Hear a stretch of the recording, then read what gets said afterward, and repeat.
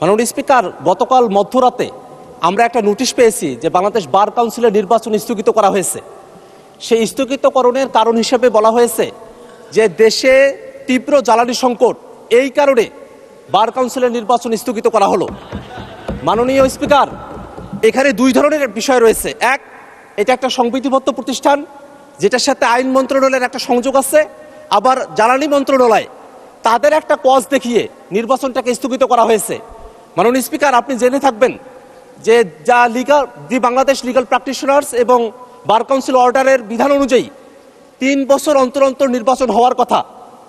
যদি নির্বাচন করার মতো পরিবেশ না থাকে, অর্থাৎ প্যান্ডেমিক হয় বা অ্যাক্ট অফ গডের মতো কোনো ধরনের দুর্যোগ ঘটে, সেই সময়টাতে 1 বছরের জন্য একটা অ্যাডহক কমিটির বিধান করণের সময়টাতে করা হয়েছিল।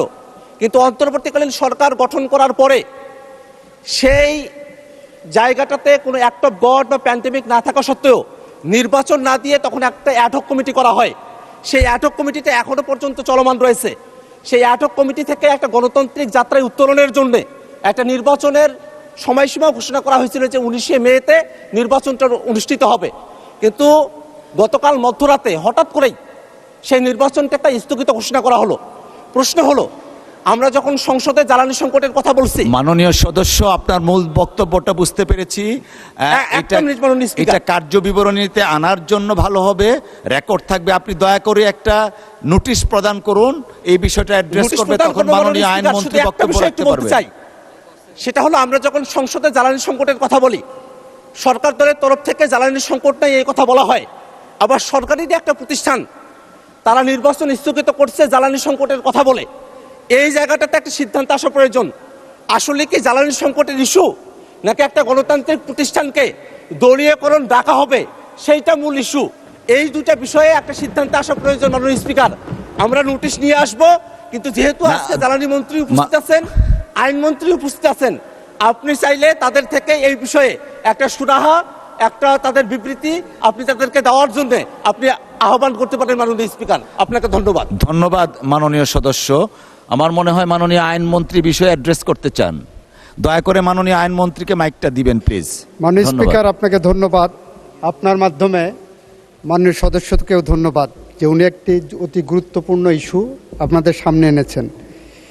উনি দুইটি বিষয় বলেছেন, pandemic and act of God. যেটা আনেননি সেটা হলো for any other reasonable cause, আইনের মধ্যে আছে, ওই পার্টটা উনি আনেননি। যতটুকু ওই একটা কবিতায় পড়েছিলাম, তুমি সব বুঝো মানি, যতটুকু বুঝো না ততটুকুই আমি। উনি সব বুঝেন, এটা যেমন মানি, কিন্তু যতটুকু ওনার প্রয়োজন ততটুকু উনি আনেন, এর বাইরেরটুকু আনেন না।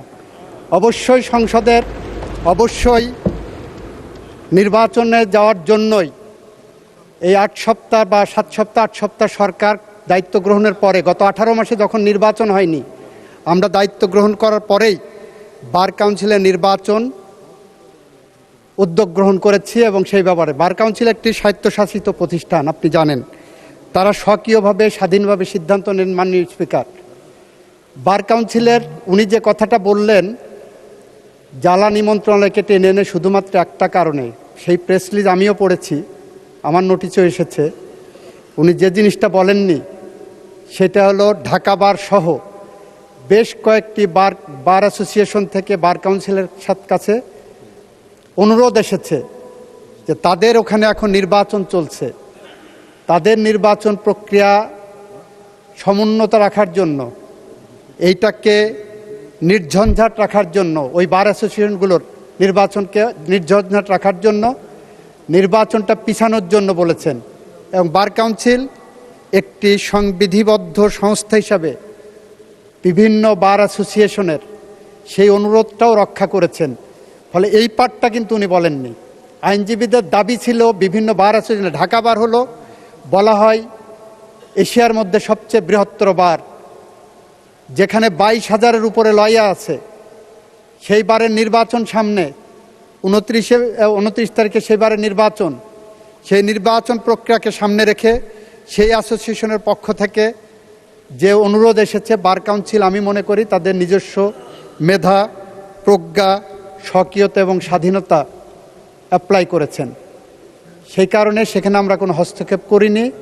আমরা চাই ওনার মতোই যে বার কাউন্সিলের একটি স্বাভাবিক নির্বাচন প্রক্রিয়া এগিয়ে যাক, এবং সেই প্রক্রিয়া এগিয়ে যাওয়ার জন্য আমাদের পক্ষ থেকে আমরা সেখানে হস্তক্ষেপের মধ্যে যাচ্ছি না। আমরাও চাই, ওনার মতোই চাই, বার কাউন্সিল স্বাধীনভাবে সিদ্ধান্ত নিয়ে তারা এই ব্যবস্থা গ্রহণ করবেন। আপনাকে ধন্যবাদ মাননীয় স্পিকার, মাননীয় সংসদ সদস্যকে ধন্যবাদ।